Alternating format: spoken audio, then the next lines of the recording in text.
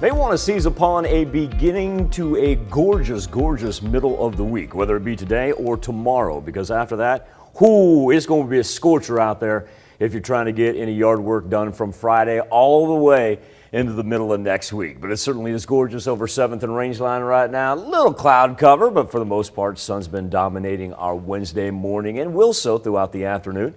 83 degrees, extremely comfortable as that humidity has dropped down to 60%. 82 in Carthage, 84 in Chanute, and still some 79s even in Monette and Cassville as Miami chimes in at 82. Humidity's dropped a good 50% from where we were earlier this morning. And really, if you go from the Mississippi out to the western portion of the United States, and it is extremely dry just about everywhere. And that's why we don't have any type of gap between our temperature and what it feels like. As a matter of fact, look at Mount Vernon. There is no difference right there. 79 is the temperature, 79 is the actual heat index. I mean, everybody else probably about 1 to 2 degree different, but it's been so nice outside. Now, I do want to point this out because we've been talking about the impending heat. See up there in the KC metro area? That's an excessive heat watch, and that expiration time, it's a little bit confusing because you go, oh, so it must be hot up there and it'll expire at 7 p.m. tonight. No. That's for next Wednesday.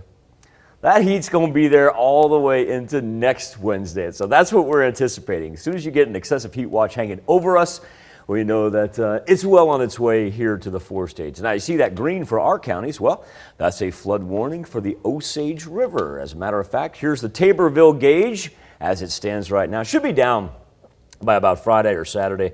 Crested at about 26.75 feet, but only needs to get above 23 to actually cause some minor flooding. So still 3.5 feet above that. Go back to March though, this thing actually was up to about 33 feet. So much better than what we had at portions this spring. But look at that incremental rise that's been happening ever since July the 15th. That's 6 consecutive days that the Osage has been rising and rising. Clean Skywatch storm tracker though, so one more day for it to dry out and let all those waters recede, as it is our only river with a flood warning still left in it. All right, so the ridge of the jet stream is what we've been concentrating on because all your heat is kind of trapped up here. But we know if KC has that excessive heat watch, all this heat is slowly going to drop down. Getting kind of spoiled here because that jet stream in that ridge has been so large and let that heat all the way up into the northern plains. Very stifling for them.